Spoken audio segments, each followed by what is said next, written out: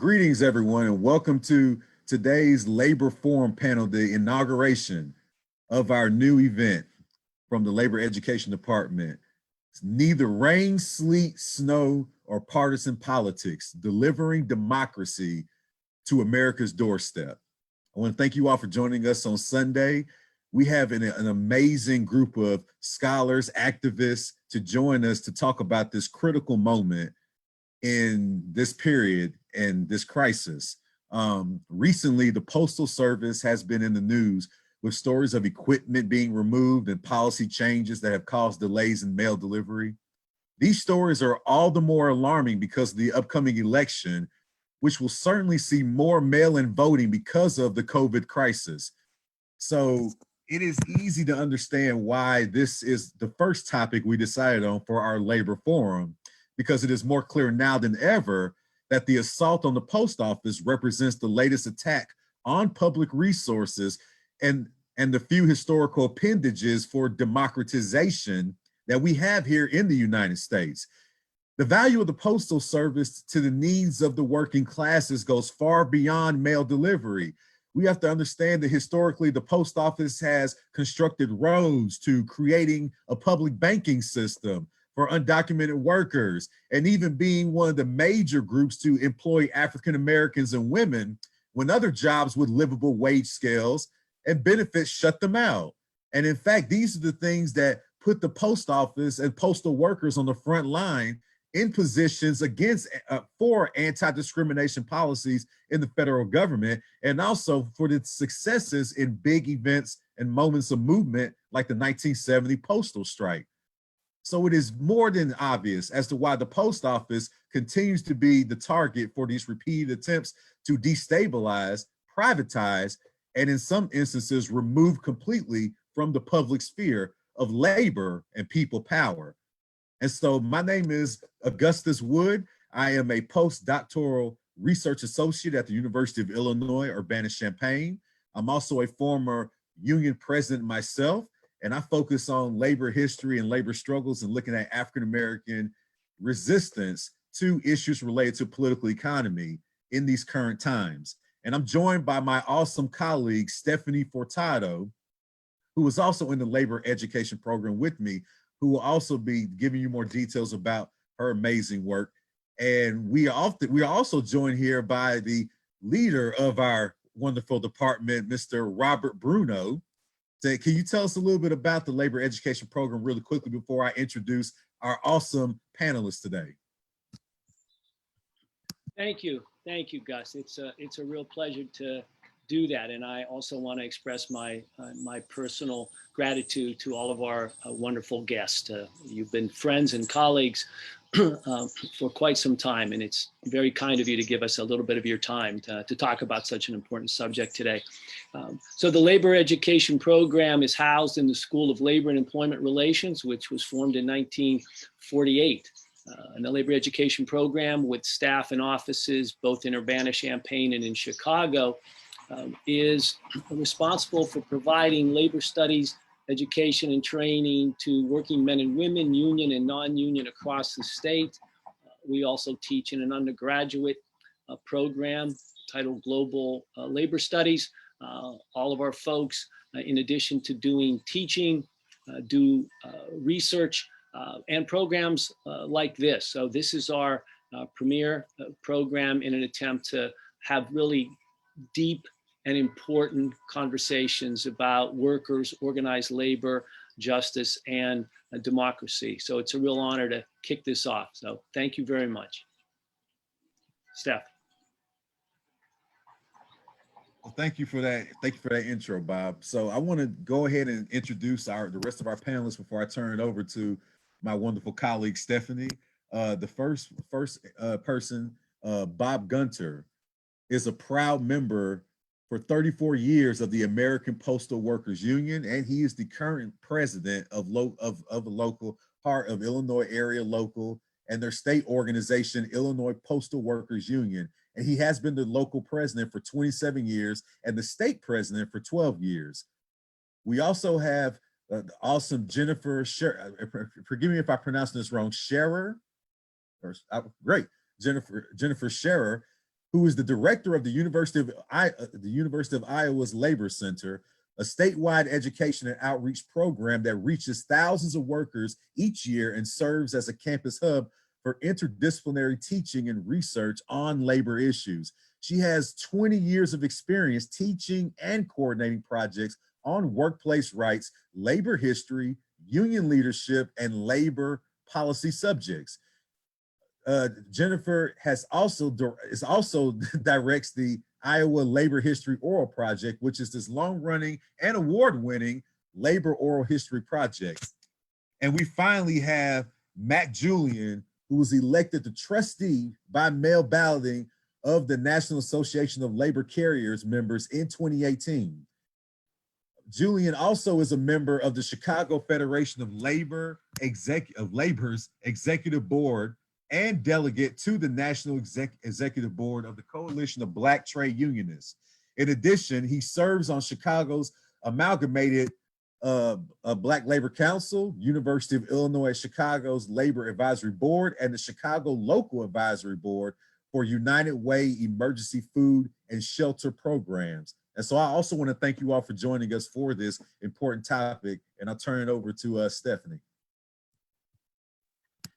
So thank you all for being here. I've had the great privilege of knowing Mac, Bob, and Jen for a while now. And I would like to say that all of them are the real deal. All of them are people that are committed to working people, committing to making a difference for regular people. So I'm just really thrilled to have the opportunity to be here with all of them today.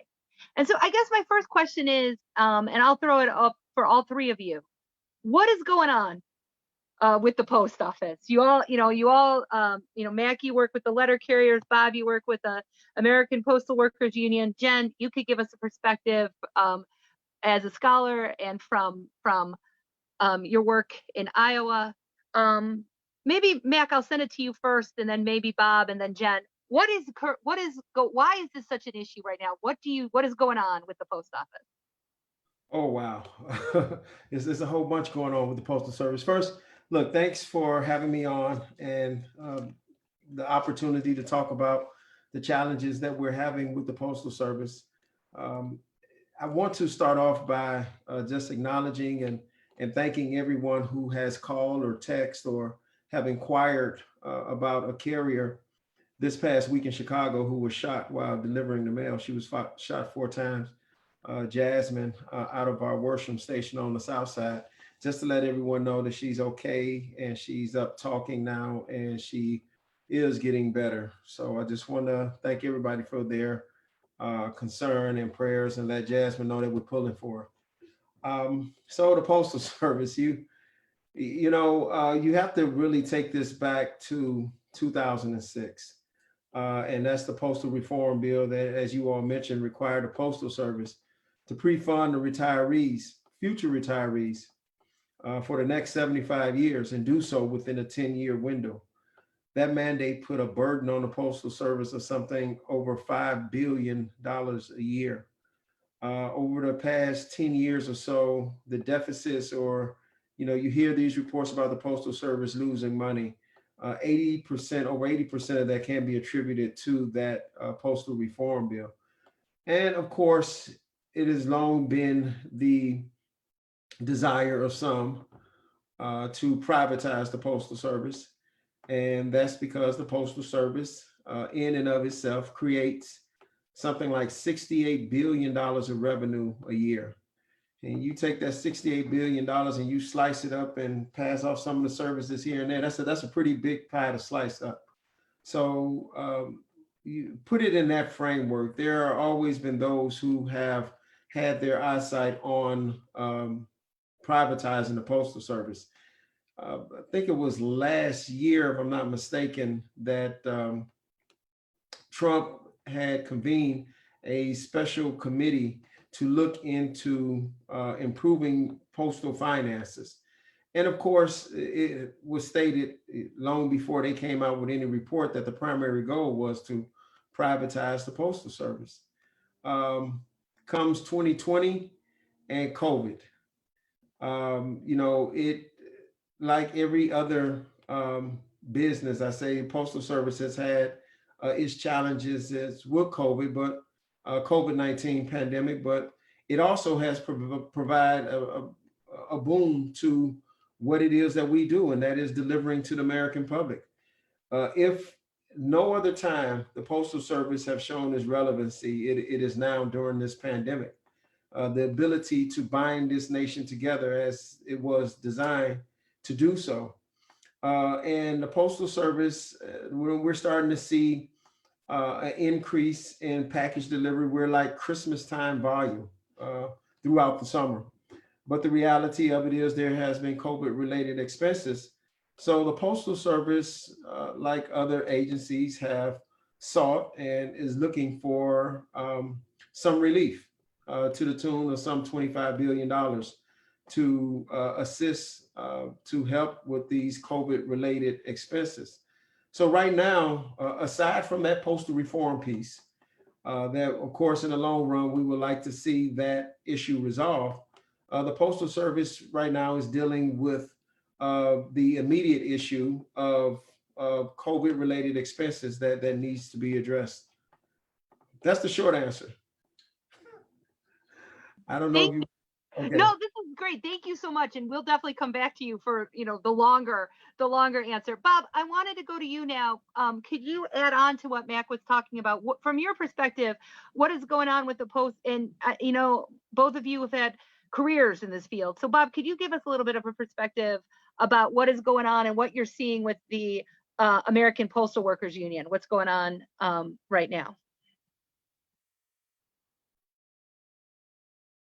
You're muted.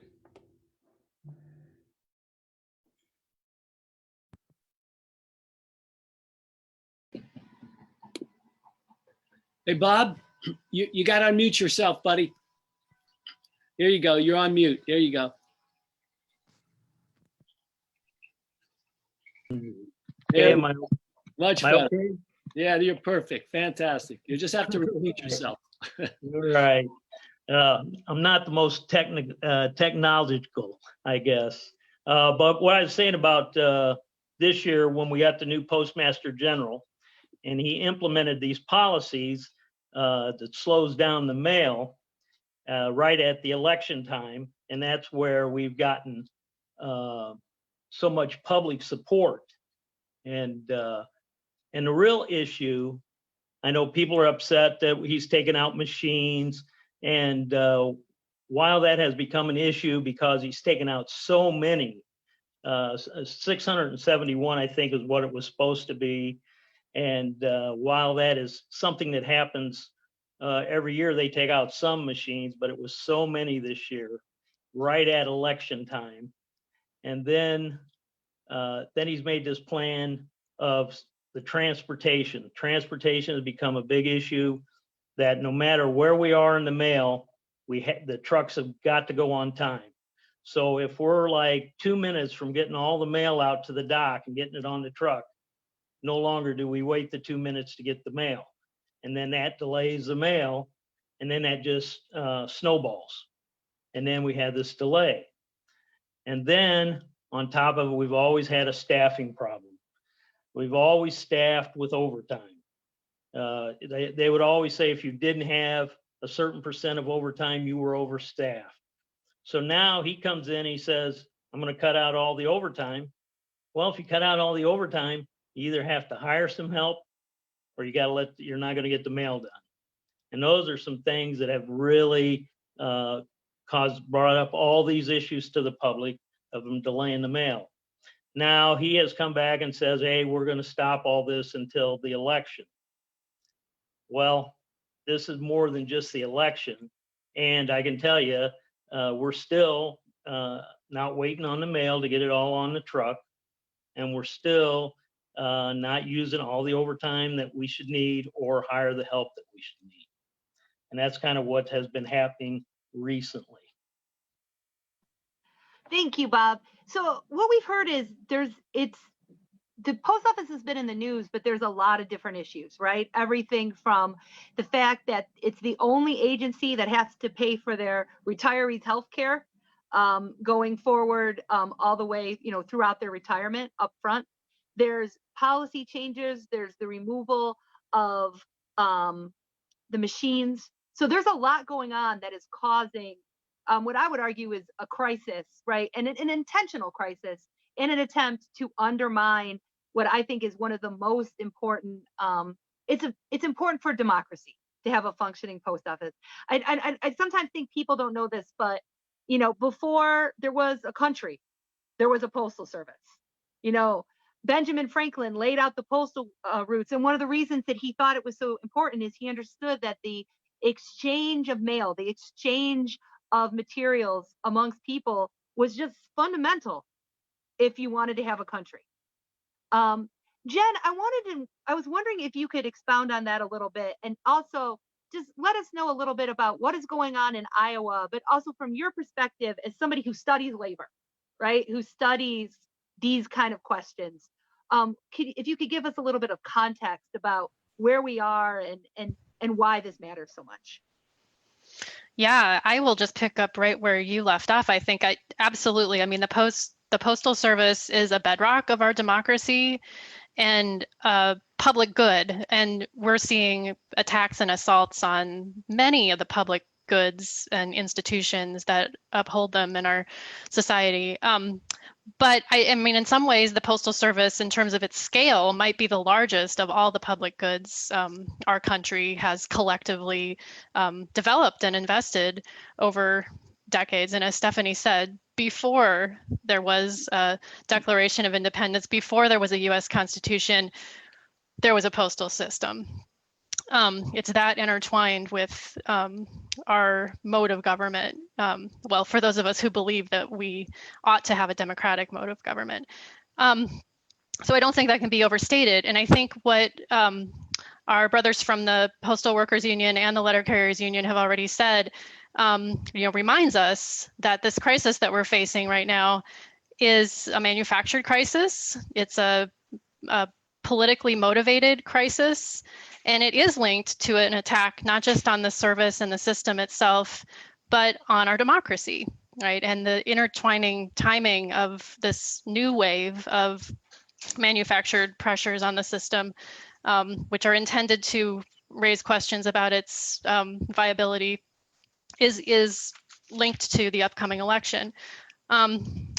And I guess since Stephanie asked me to make a couple comments about Iowa, I think this has been going on all over the country, but because that's where I happen to be, I can see sort of up close and personal the ways in which the leaders of our postal unions in our state have been incredibly important in making sure that the truth about what's happening, just as we've heard from both Mac and Bob today, the truth about what's happening is getting out to the public, and the people are developing, I think, a really important understanding of what's happening leading up to the present.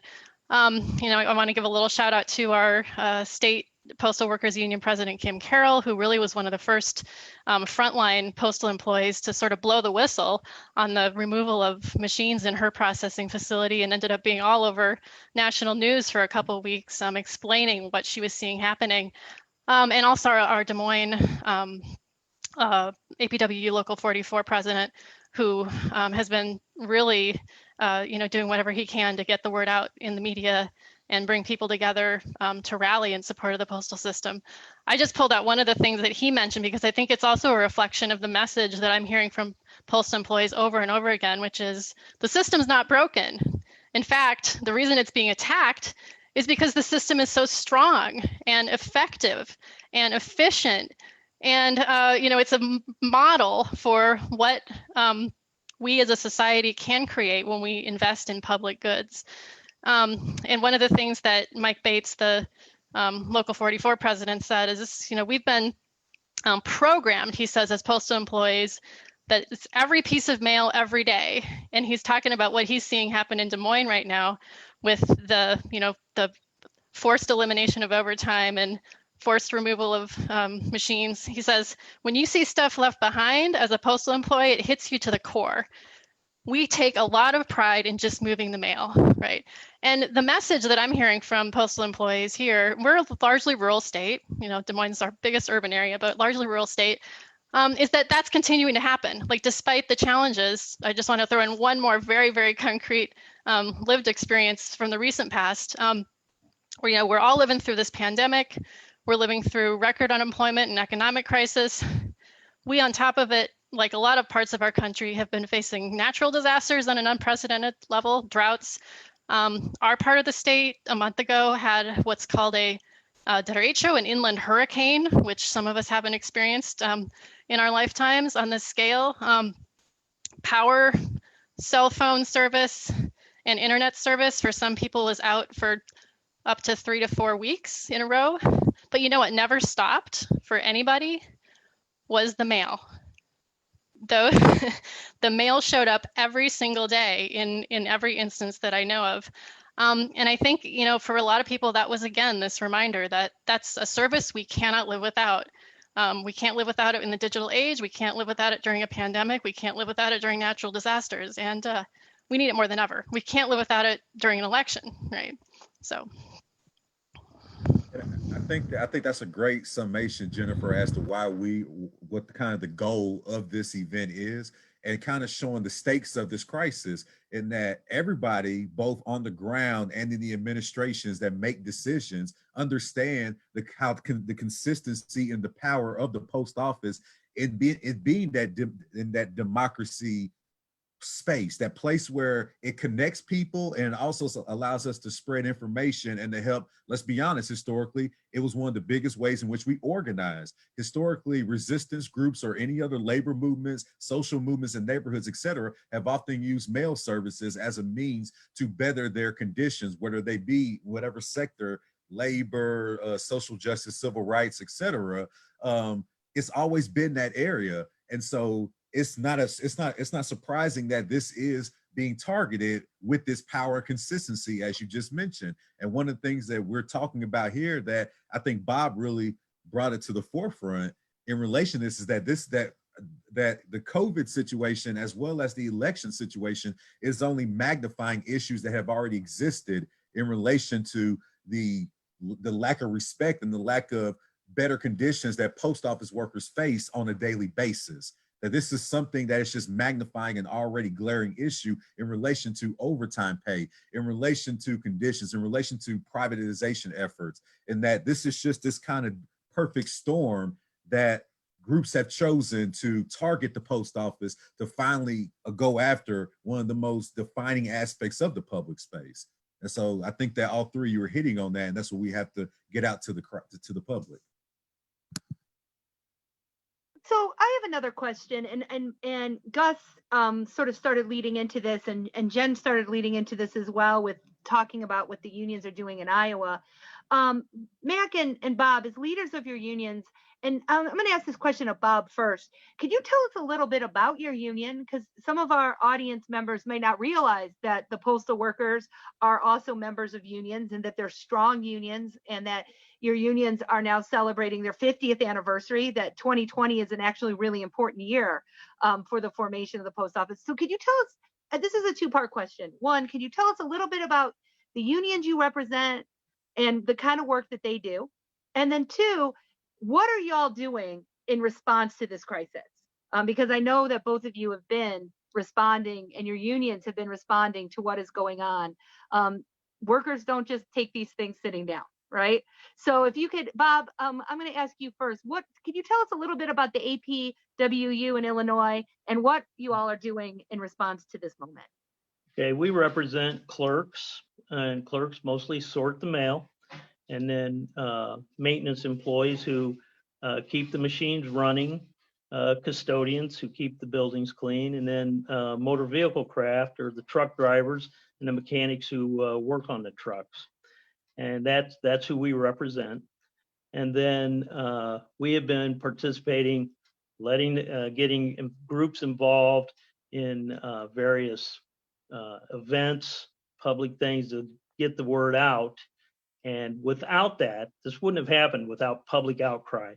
There's no way in the world the Postmaster General would have changed his policies had there not been this public outcry. And that's how we've had to go about getting this out to the public and them responding. Groups like Move On, different veterans groups and things like that. And they've got the word out, and our Congress people letting them all know and things like that.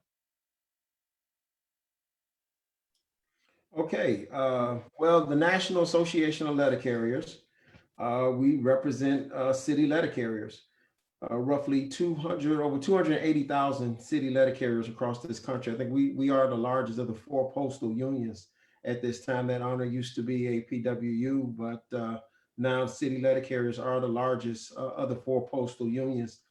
I happen to represent, and you missed this one, Gus, this is my day job. I'm president of Branch 11 in Chicago. And here I represent over 5,000 city letter carriers in the greater Chicago area. And basically what we do is we represent city, we represent on the workroom floor.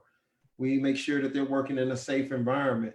We advocate on behalf of letter carriers and the United States Postal Service, primarily to Congress. Article 1, Section 8 of the Constitution grants that as one of the powers of Congress, the post office. So when we're looking to make these changes in legislation, the legislation that's hurting the Postal Service, and to try to get legislation passed, we're advocating on behalf of the Postal Service to our congressional representatives, to our senators. Again, as I said, making sure that they're working in a safe environment and making sure that their rights under our collective bargaining agreement are adhered to, and making sure that the Postal Service is here for the long haul, that it is, we service to Jennifer's point. She mentioned something. I think people, to really get an idea of the scope of what it is that we do, there's over 600,000 postal employees. We are the second largest civilian employer in the country. We deliver to over 160 billion homes, 140 billion homes a year, 160 million pieces. I keep getting this twisted. 140 billion pieces of mail to 160 million homes annually. We're at the centerpiece of a $1.4 trillion mailing industry that employs over 7 million workers. So if you undermine the Postal Service, you're undermining the economy. And of course, it should be noted that these jobs, particularly in the Postal Service, are middle-class jobs. Thank you. Another thing is the Postal Service is particularly important for veterans. And I was wondering, Mac or Bob, if one of you could speak a little bit about that. Well, I would just say that there's approximately 97,000 veterans employed by the Postal Service. The Postal Service gives preference to veterans. They get extra points towards their score when they take their test. And we have custodial jobs that are held specifically for veterans. Veterans are a big part of the Postal Service, and so are minorities. Minorities are 40% of the Postal Service. Those are big issues, and if we were to eliminate that, privatize it, those types of things would not be there for those people. Yeah, for veterans, as Bob stated, they're about a quarter of our workforce, and it is considered for them an extension of their service. Once they've completed their service in one of the armed services, is to come home and work for the Postal Service. So it is considered an extension of their service. And I believe we are the largest civilian employer of veterans in the U.S., behind the military, of course. And, I was reading about preparing for this, and I was doing a little bit of research. And one of the things I saw was it said that in 2019, the Postal Service delivered 1.2 billion prescriptions to people in the United States, medical, medicine that people needed, and almost 100% of the prescriptions from the VA. and it's really incredible to think about. I mean, it underscores, people talk a lot about supporting veterans. If you really want to support veterans, one of the things you should be doing is supporting the Postal Worker Service. Jen, I want to go back to you over in Iowa. As the head of the labor education program over there, can you tell us a little bit about what have you been seeing in terms of, you talked briefly about the two unions and how they've been sort of sounding the response to this crisis, but I know that you've been doing work with the postal workers unions for a long time. So could you tell us a little bit about the work you've been doing and what the public response has been to what's going on with the post office over in Iowa? Yeah, I think the points that people have been making, have long been part of what I have really observed and admired about the importance of postal unions. I mean, when we're talking about attacks on the postal service, I think we can't ignore that one of the targets of those attacks that are coming from people who don't believe any institutions that generate revenue. One of our brothers gave us the number earlier, should be held in the public sphere and devoted to the public good in an equitable way, right? You can put a piece of postage on an envelope anywhere in our country and deliver it anywhere else in our country, no matter where that address is, and your postage is going to be the same. If the postal system were in private hands, we all know that would not be the case. And the postal system is also a model employer, a model public employer, because its unions have turned it into one. And the strength of the postal unions, I think, is reflected in the contracts that they have negotiated since 1970. That incredible historic turning point of very significant uprising of postal employees who before 1970 often were living in poverty. And rose up through a nationwide strike and forced the hand of their employer to the bargaining table, and have since, over generations, built good middle-class jobs for people in every single town, every single county in the United States, right? Postal employees are literally everywhere. And I think it's critical to note what folks have mentioned. Yes, the postal system is the largest civilian employer of veterans, has been incredibly important as an employer of Black Americans and of women. And the part of the reason is that built into those union contracts that postal unions have negotiated are equitable wages, non-discrimination policies, and active programs to make non-discrimination a reality in the workplace, right? That's a struggle that is definitely far from over. And I want to say it's one of the things I most admire about postal unions is the commitment to continuing that struggle in the present. So. I agree. And one of the things that we haven't talked about is how important the Postal Service is to rural areas. I hear a lot of people say, oh, nowadays you could just go online and take care of this, that, and the other thing. Well, first of all, you cannot go online and have something delivered to you unless there's a mail service. And currently in the United States, 42 million people do not have reliable access to broadband. And most of that is in rural areas. So this idea that you could now just do everything online is actually just not true. The other thing that isn't true is that the private companies can equitably and for a decent price take the brunt of all of the packages that need to be delivered.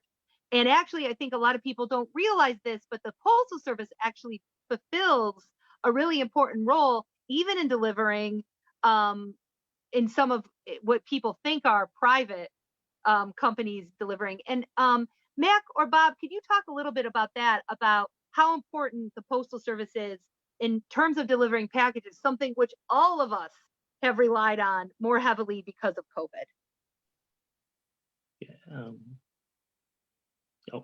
Okay, I'll go ahead. I'll just say this. It's in rural areas, it's very important. There's a lot of places, FedEx and UPS, they bring their packages to the post office, and we deliver the last mile because they don't see it as profitable for them. We are a service. People need to remember that. We are a service. The Postal Reorganization Act in 1970 said that we would be a service for the American people, supported by the American people. And that is why it's so critical now that we have this $25 million during this time, $25 billion during this time. We've given money to the airlines. We've given, and we touch everybody. We're about the only place that touches everybody in the country. I don't know that airlines touch everybody, but we do, and we need that money. But to get back to your question, yes, it's in a lot of rural places, the post office is the place in that town. And in a lot of post offices, we only have one clerk in that office. And I'll just say, since the new postmaster came in, just some things that has happened where you have one clerk, something happens to that clerk, and you usually have another person go in on overtime and cover for that. And we've had a post office that was closed for 8 days when they said that they would not cover if they had to pay day off overtime. So they left it closed and put a note on the door to go to the next closest post office. So it's very important, and we get some support for some Republican Congress people in those areas because they understand in the rural areas how important the post office is, where we might not have that same support from rural or from Republican congressmen in the cities. So it's very important. Yeah. Mac, go ahead, Mac. Yeah. As Bob just said, it's just stated, we like to remind folks that the Postal Service is not a red issue. It's not a blue issue. As he mentioned, it is the cornerstone in these rural areas. I mentioned the $68 billion of revenue annually. Of course, a lot of that is not generated in those rural areas, but it allows the Postal Service to have this universal network that is required, that is outlined. I like to refer people to Title 39 of the U.S. Code, where it talks about the public policy of having a post office, and that its obligation is to provide post offices to every area of the country, that no community should not have a post office because of for financial reasons.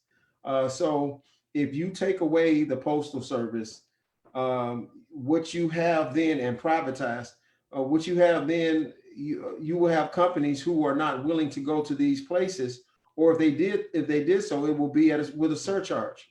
That's why we do the last mile of delivery for these places. Yeah, you may see UPS and FedEx all over Chicago and all over Atlanta, Georgia, but you're not going to see them in Atlanta, Illinois. You're not going to see them in Odell, Illinois. That's where we go in. Even here in Chicago, we deliver for FedEx and UPS 30% of their packages. So, with the increased volume, I can surely tell you that I've seen them on the docks, our docks, for an extended period of time this past summer, as a lot of people are shopping at home, the volume that we handle for them. So, you take away the Postal Service, it devastates the economy, but especially in rural America, where they rely upon us. As you mentioned, everyone does not have the cable connection in rural America. I think Gus wanted to make a comment. Sure. Just that, this kind of goes back to what we were talking about earlier, and the issue with privatizing a public good, in the sense that this is a power dynamic thing that we have to see it as. We have to contextualize it as exactly what you all are saying, is that especially in these rural areas where the connection to each other in one of the main places, one of what we call the Alden Morris would call a local movement center, a resource space where people get together and use to either develop power for themselves or to build better conditions, whether it be neighborhood, regionally, however you want to say it. And to privatize that, particularly when you look at the history of privatizing public spaces and institutions, you see a loss of those connections between people. And of course, that leads to further destabilization of the resources that we need to survive as people. We see loss of education. We see loss of housing and increases in housing crises. See, a lot of people like to just isolate these issues by themselves, but that's the problem with privatization of public goods and institutions, is that it creates these appendages across these different sectors that, because we cannot connect and build our institutions or support them because we no longer have control or power over them as the public, then other institutions fall by the wayside as well. It's a domino effect. And so being the post office, as Bob mentioned earlier, great example is that you touch everybody. And when you touch everybody, that means that we all have these institutions connected in some way. And so that's why crisis is not only the most appropriate word, but it may be the more underrated word in currently what's happening. Because regardless of what happens with the election, these are issues that we're going to have to talk about in 2021 and 2022 as well, because these things are not going to die down unless, like we say, the public outcry continues to grow in the collective sense. I want to, and before I ask my next question, I have a couple more questions that I want to ask of our panel, but I also wanted to mention that we are streaming this on Facebook Live, and it'll be available for folks who want to see it later. So if you couldn't chime in, we'll continue to promote it so people could listen.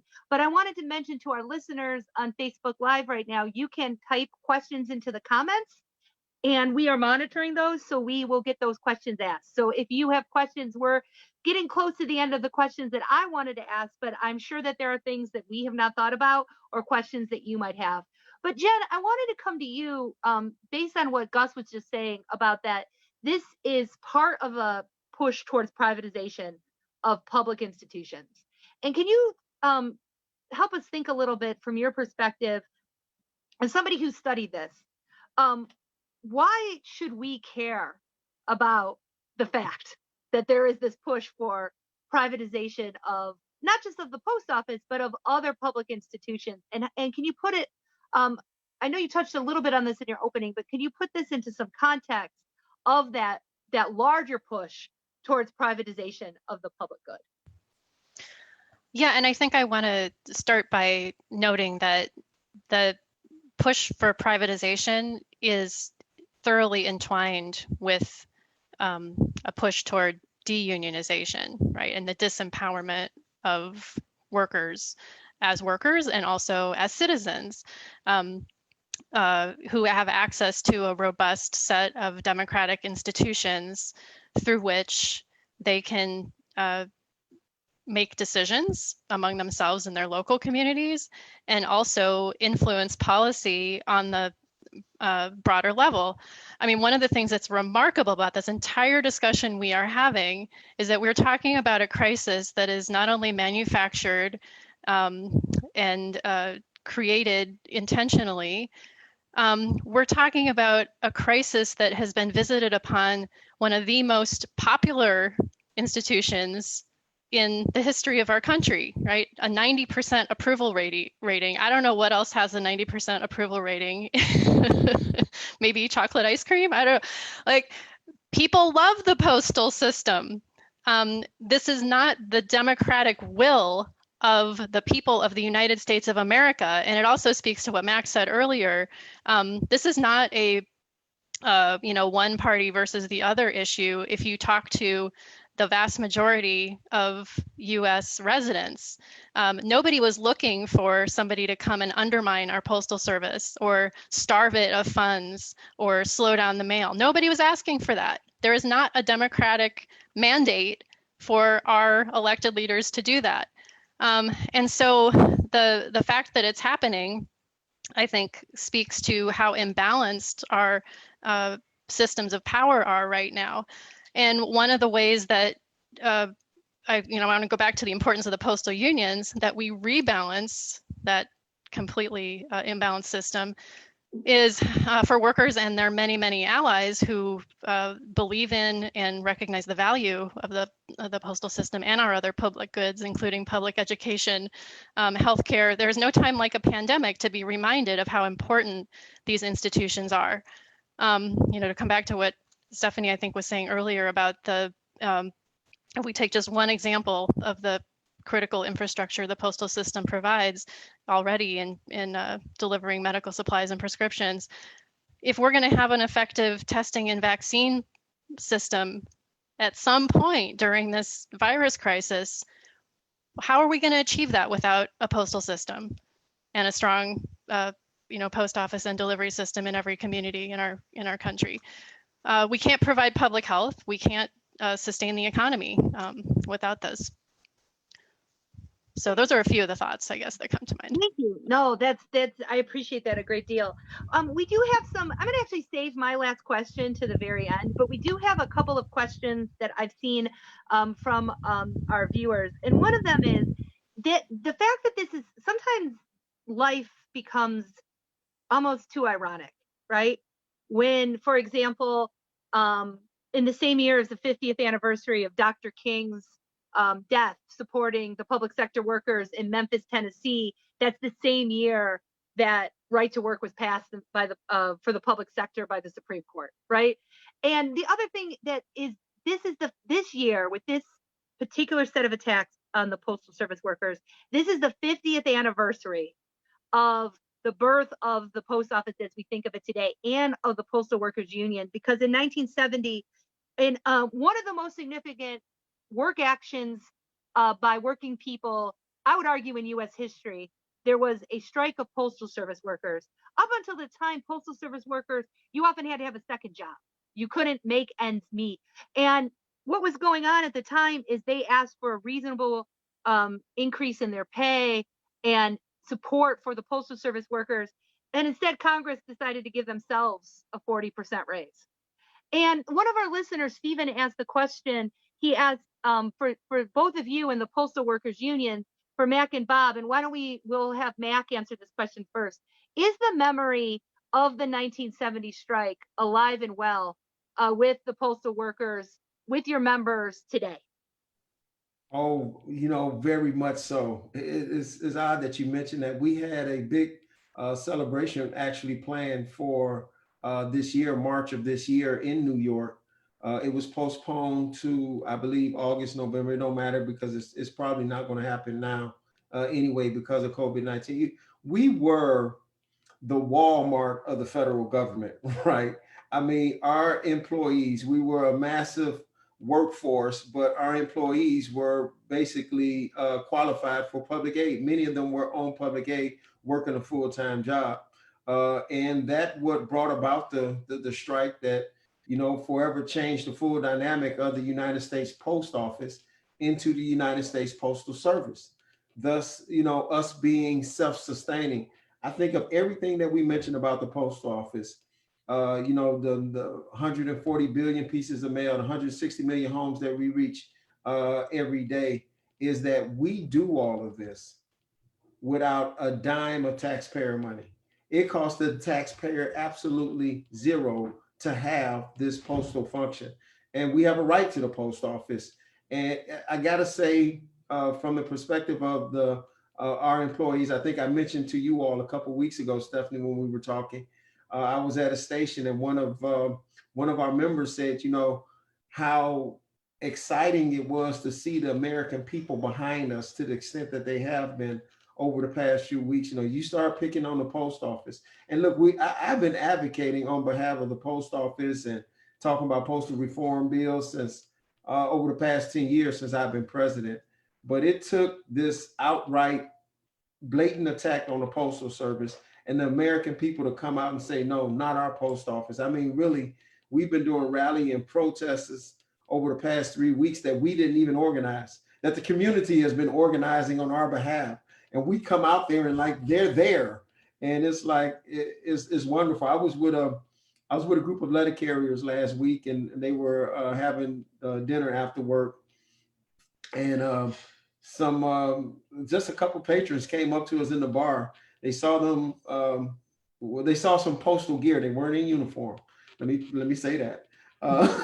And they knew from our conversation that these were letter carriers, and they offered to buy them drinks, buy all of us drinks. I don't drink, but I'm like, wow. I say, I guess that's what it feels like to be a veteran, people just appreciate you. And, they were like, thank you for all that you do working during this pandemic. And, I always say that particularly to my people in Chicago, because, we're dealing with that, and we're dealing with a lot of the social issues that's going on in the streets of Chicago and the random acts of violence. We've had 2 carriers shot this year. And the men and women who, lace up those shoes and go to work every day. I take my hats off to them. It's an honor to represent them. I know how hardworking they are and how dedicated they are to the mission of the United States Postal Service. Can I just mention before I forget, for folks who are curious and interested to learn more about the 1970 strike, I would very highly recommend the short documentary film that I think the letter carriers made on the 40th anniversary of the strike. And I know it's available for free on the internet. It's called The Strike at 40. If you Google that, it should come up. And it's just a terrific, moving, information packed, but also really, really entertaining and inspiring short account of what led up to and what resulted from that strike. Thank you. Thank you so much, Jen. Bob, do you think, is the memory of the postal workers strike alive and well for the APW, for the members that you represent? The members on the floor. And I would say the union tries to do a good job of trying to keep that memory alive.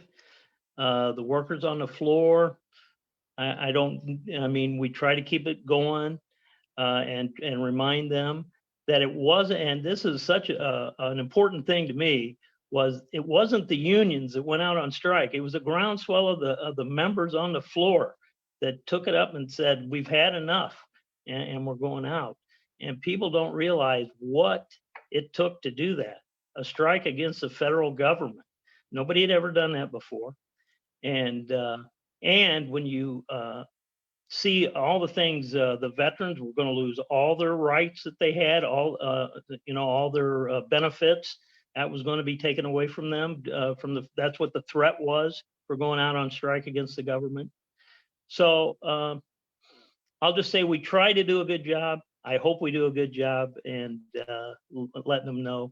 Of course, people my age remember it well, but the younger people, I'm not sure that we've done as well as we should trying to keep that memory alive, because it is so important what they gave up, and we're all benefiting from it today for what they did. Thank you so much. Another question that that there is this one is for Mac. Bob a little bit talked about the fact that there's some rural districts where there's only one clerk, and if they're ill because of COVID, that they're literally having to say, well, I guess you're going to have to go to the other post office because there's no capacity for overtime. There's no capacity for, to take up that slack. Have you seen COVID impacting the staffing levels at the Chicago post offices, and has that impacted the service of the delivery of the mail in any way? Has there been similar in the cities as what's been going on, what Bob was talking about in some of the rural areas? Absolutely. And I think it goes back to the point that Bob was making earlier, that the post office kind of lives in this zone of being understaffed. They live in understaffed land, right? And so, and it has been an issue that I've been bringing to their attention, at least over the past year and a half, about the staffing levels and about having enough full-time employees. So now you're skating on the edge, I like to say. And then this COVID hits, and, just like every other industry, yes, to a certain extent, our members are devastated. I mean, they have families, they have issues with childcare. So it have impacted the availability of letter carriers to a certain extent, but I think more of it can be attributed to, being understaffed. It's like, I use the analogy of a person living from paycheck to paycheck. And then, you have a situation like this, and you have no resources or nothing to draw from because you've not been saving money. You have nothing in the bank. So the Postal Service had been living on the edge. Now COVID hits. And as one congressional representative told the Chicago Post Office, when they were saying, well, these people are taking off work because of all these, these COVID related excuses.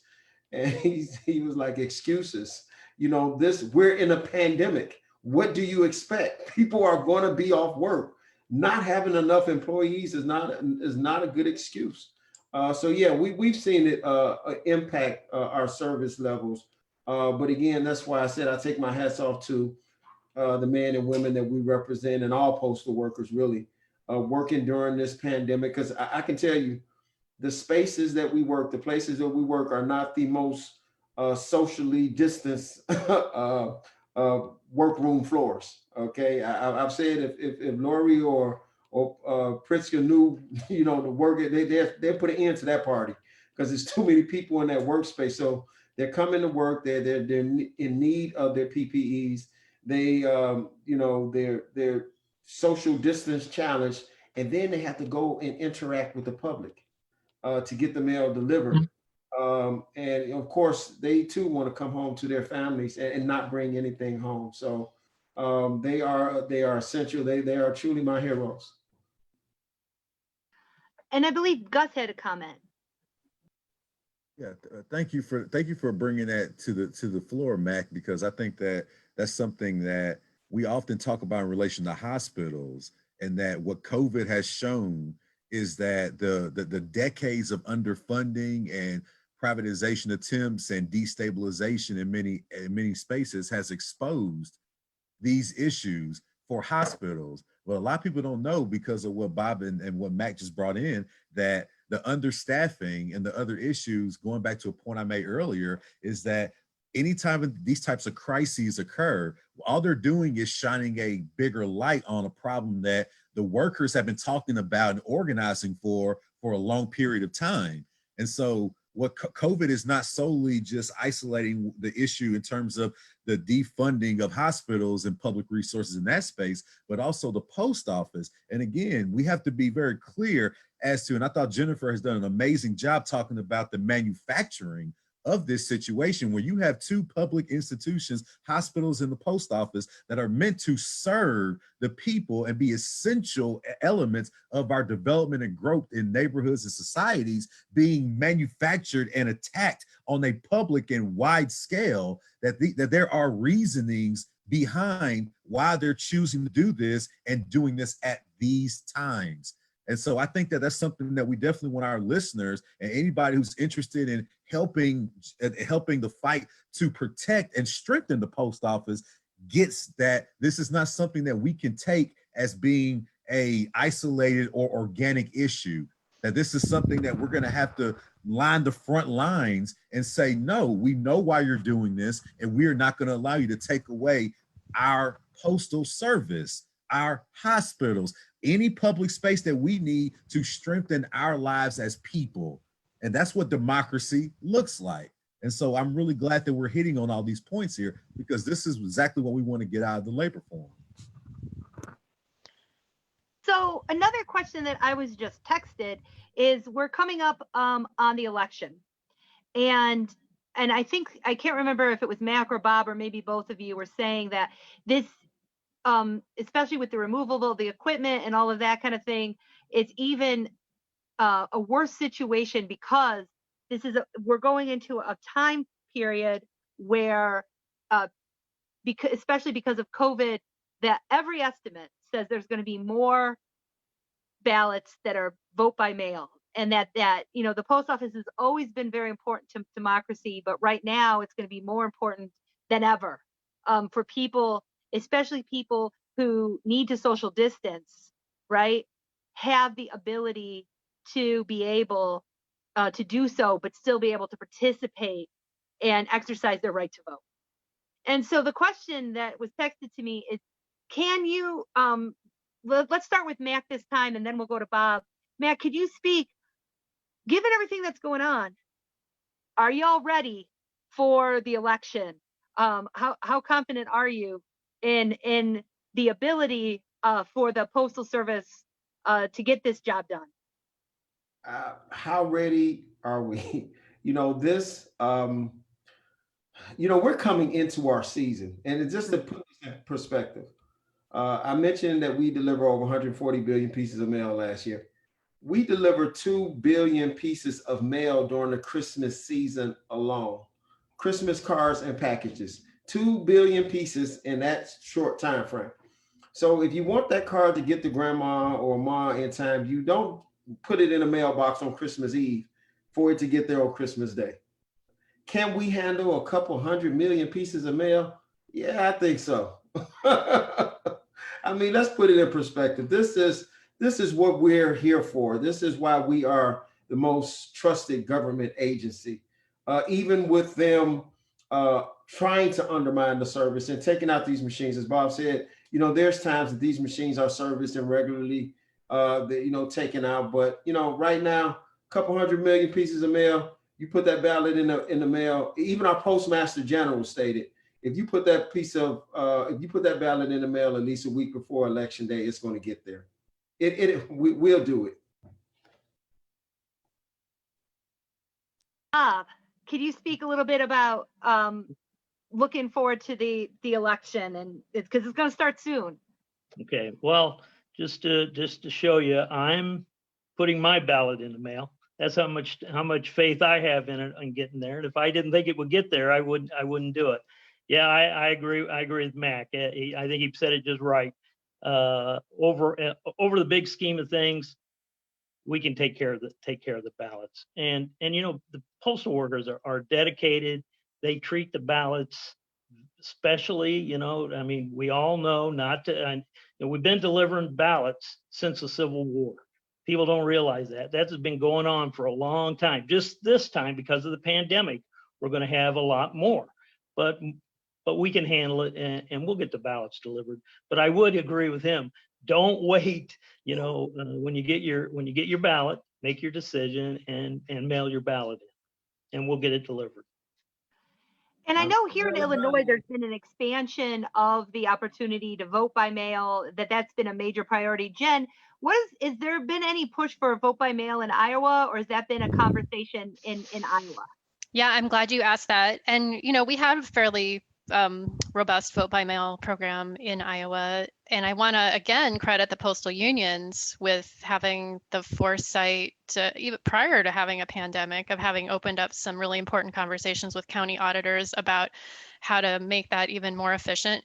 We are not at the stage or the scale that some states are, where, you know, we have a full vote by mail system, but I think there are a lot of people who recognize that if we could get there, we'd have a lot more participation, and particularly in our rural areas where polling places are harder to get to and the weather is unpredictable. I mean, nothing is better for democracy. We see it played out in the statistics and the numbers everywhere else. The more we have voting by mail, the more people participate in the democratic process.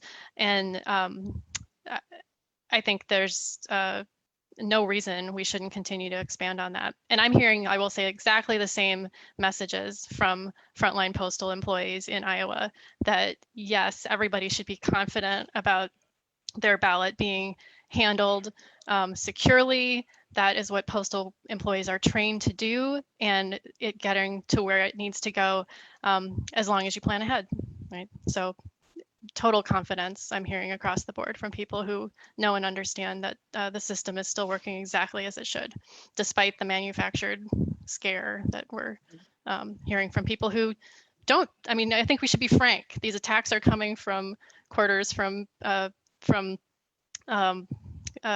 people who don't believe we should have a democracy. And I just want to note, you know, we've got the work of incredible historians like Nancy McLean and Heather Cox Richardson and others, you know, who are documenting and really helping us understand where these attacks are coming from, on a level that we can't necessarily get completely into today, but, you know, recommend people look for their work if they want an even longer backstory of where this all started. And I thank you so much. And Mac, I really like what you said. If we can handle the 2 billion Christmas cards, I think we could handle the ballots. I like that quite a bit. Another question from Facebook from Christina, and Bob, I think I'll start with you this time. What can people do if we have viewers who are watching this and they think to themselves, well, what can I do? What should I be doing in this situation? How can I support the post office? How can I support the postal workers? What should they be doing? So Bob, I'll ask you that, and then Matt. Okay. Obviously, contacting your senators is a big deal to support the Postal Service. Because that's how we're going to we got to get this money through. We got to get it through the Senate first, and probably a different president. But that's what we'd like you to do. We're lucky in Illinois. Both our senators support the Postal Service and is really behind us in getting this. But that you know, getting this the public support out there all over. And I assume the call came from Illinois, but we really need that's where we need to go through Congress to get this stuff going. Yeah, absolutely. I think what has kind of moved the needle on this topic recently is the public outpour of support. That is what elected officials listen to. They listen to their constituency, and they see that the Postal Service is a very popular government agency. And so it gives them cause to pause, but we really need the Senate to act on the legislation. You know, earlier this year in February, the United States Postal Service USPS Fairness Act was passed. And this was to deal directly with the pre-funding mandate of 2006. That bill is still sitting on the desk of the head of the Senate right now. The HEROES Act in May, it was passed. And of course, they're still trying to pass some sort of legislation to address these COVID-related issues and government shortages. And the House passed this bill back in May. It would have also addressed issues with the Postal Service. The Delivering for America Act that they passed just recently, just a few weeks ago, just to give the congressional representative or the Senate something that primarily dealt with the Postal Service because of the outpouring. And that bill still, again, is sitting. So we need for people who support the Postal Service, for our customers to contact your representatives. Like Bob said, I mean, we're pretty much good here in Illinois. The congressional delegation, the senators, they're all for us, but we got to keep letting our elected officials know that we're not going to allow them to destroy or take away our post office. Great, and that Fairness Act is really interesting because it would undo the damage that 2006 Act did, which is really what started causing the staffing problem, not causing, I mean, it was already happening, but exacerbating the staffing problems, the funding problems, when they inexplicably, I mean, intentionally said that, you know, you have to fund the healthcare for these workers. Gus, I think, had one final question or comment. Yeah, I think I'm glad Mac brought up the point of the people power in all of this, and that the best thing you can do to support the post office struggle is to first make it into a public discussion, debate, and outcry. You know, I think Max said he walks into these rallies that they're already having for postal workers. And it's like, that's what we have to keep doing, is that we have to show because the post office workers are already on the front lines. They're doing this very essential, dangerous work. They're doing all these things. And so for us to show our support, is to actually make this into a major issue. This should be trending on Twitter like every day of every week for as long as it's an issue, because it affects us. It affects our lives and how we do everything. We should be having study groups about this. We should be watching the 1970 the 2010 documentary on the 1970 postal strike and having panel discussions about it. I mean, this should be something that we're talking about across different sectors, because any threat to the public good is a threat to all of us. And so there's a number of things that we could be doing. And the main thing is that we're discussing and putting it into the context that what we talked about today, that there's a manufactured crisis against a public good that is a threat to our livelihoods. And we need to discuss strategies, whether it be calling elected officials, organizing any type of actions, militant or not, whatever we can do to support our postal workers in this fight. It should be a central facet of our lives. And I think that that's what we have to get across. And like I said, this is a fight that is going to be everlasting, in the sense that it's not going to be over come the end of November. It's going to be something we're going to have to keep up doing as long as we have individuals in power or structures of power that seek to take away public goods from us. Thanks, Gus. I think that's a really important point. I want to thank everybody very much for participating in this panel. For those of our viewers that, chimed in with questions, I appreciate that a great deal. I also want to I've seen on Facebook that this event has already been shared 6 or 7 times to other forums. So I know that people who couldn't watch it live, I had a few folks tell me, I can't watch it live because I've got an appointment, but I'm going to go back and watch it later. So thank you for that very, very much. I do have one final question, and Jen, I'm going to start with you. And the final question that I have for you is, so right now, I don't know if you're like me, there's a lot going on, right? The West is burning down. There's perhaps another hurricane that's coming. We're walking into an historic election. We still have the pandemic that's going on.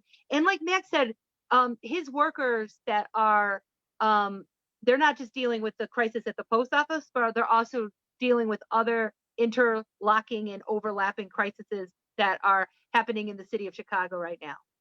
And so my final question I have for you is, why should we continue to keep this postal service crisis and this manufactured attempt to create a crisis on the front burner? Why does this matter? And if you have any other parting thoughts as we wrap up our program. Well, I just have to say this whole discussion is making me think a lot about how closely the Postal Service is interwoven into the fabric of our communities on the very, very local and personal level. And, I have to say that all of it, I share your sense, Stephanie, that the overwhelming nature of multiple aggregated crisis after crisis, it's hard for our human minds to, impossible, for us to sort of immediately map out how do we respond to everything at once. But one thing that I feel at my core that I think is true is that we can't confront any of those crises if our communities are weakened and the bonds that we have with each other in our daily lives, at our workplaces, in our neighborhoods, are further weakened. And in fact, I think there's nothing more important than strengthening those at a time like this. When we know these are not the last crises we're probably going to see, even in 2020, we should brace ourselves for that. And preparing to respond, I think, means embracing each other in our workplaces, in our communities. Those letter carriers who know the names of 2 of my pets, right, are an important part of my community. And that's true in every part of our United States. And they know each other in their workplaces. And when we are at the point of having to respond to natural disasters and pandemics and potentially crises within our democracy, those relationships really matter. And so I think that's my parting thought in a way, and it is intertwined with how important those postal unions are as well, because we would not have been able to amount or to collectively mount the sort of response that we're mounting in defense of the postal system, which is also a defense of our the security and sanctity of our elections, and also a response in defense of our democracy. We can't mount those defenses without those kinds of relationships and organizations. And so wherever you are, wherever you might be, find ways to strengthen those organizations, institutions, unions, and relationships that you can be part of in your community. And all of us, potentially have multiple ways to do that. Bob, why don't we go to you next? Do you have any closing comments? Well, I would say this: there's not much we can seem to agree on anymore. But one thing we can almost all agree on, that we want a strong, viable public postal service with a 90% approval rating. And so it's one of the institutions that this country needs, and we want to keep it. And we don't want to start letting the people destroy our institutions, making us even have the thought that we won't get the job done by making these conversations. And so we're out there. We need to be out there, and I want to thank you for having this, and I also want to thank the postal workers out there for all they've done during this pandemic and what they do all the time. So thank you. Yeah, Ma'am. I just want to add to that again. Thank you all for what you're doing in terms of keeping this conversation alive. Having this forum is very important. You know, I couldn't think of the head of the Senate, Mitch McConnell. I couldn't think of his name. I think I didn't want to think of his name earlier, but you know, it has put a lot of pressure on them, as we've seen those people who have been attacking the Postal Service, even all the way on 1600 Pennsylvania. Don't like to mention his name either. They start to backpedal when they see the public outpouring. So our message to the public: keep this going. If you are dissatisfied, if you have issues with your service, I know, like even in Chicago now, we're fighting over late starting times, and of course the random violence in those communities. If those communities continue to step up and speak out and hold their elected officials accountable, and talk to the postal managers about what they expect in service, they will get a response. What we've seen over the past few weeks is the power of the people. And I think we have to keep this thing up, because if we just allow this thing to die down and go back, you know, we got a big challenge on our hands. But only thing I can say is, continue to speak up. Make sure you vote in November. We will make sure that we will get those ballots where they have to be, because we think that the American public has an important message to send, and we want to make sure that we get those ballots in ourselves. Hey, I'm waiting on my ballot. I'm like Bob, I vote by mail. I've been doing it for years. If I didn't believe that it would get there, especially this year, I want my ballot to get there, I wouldn't vote by mail. Thank you so much. Gus, do you have any parting thoughts? Again, I just want to thank all three of you for agreeing to do this and the work that you all are doing in your spaces. I know that we don't have time we can have 10, 15 hours to talk about everything that Mac and Bob are doing, and all the great work that Jennifer has done, and all the different spaces that she is helping not only spread the message about this particular issue, but also the history behind it and the context behind it. So again, thank you all for coming on and helping us keep this message going, but also spreading the idea about we can actually control how we want our democracy to look like, right? And one of the things that we can always say is that we're going to need a communication service and a public resource like the Postal Service to control what we want our democracy to look like. So that's what this labor forum is really about, is envisioning a future for a real democracy. And we have to have the post office at the center of it. And all three of you are doing awesome work in your spaces. And we love that you came on and helped us with this inaugural episode panel discussion with the labor forum. So thank all three of you so much. My final thoughts are this. I was recently asked to attend a rally that was held at one of our postal services here in town, and to give some thoughts about the historic moment that we're in and the history of the Postal Worker Service and why it's so important. And one of the things I said is every generation has to renew their commitment to democracy. Democracy is actually a very fragile thing. If you want to have a continuing democracy, each generation has to renew their commitment to maintaining that democracy. And the Postal Service workers have been at the front lines of that. The attacks against the post office go all the way back to the 1990s, when Shearer tried to privatize the Postal Service, then Staples tried to privatize the Postal Service. This isn't new, and this is just our moment. And I am just really encouraged by the conversation that we've had of these powerful labor leaders that have participated in it. And I want to mention that this is the first time we've done this program.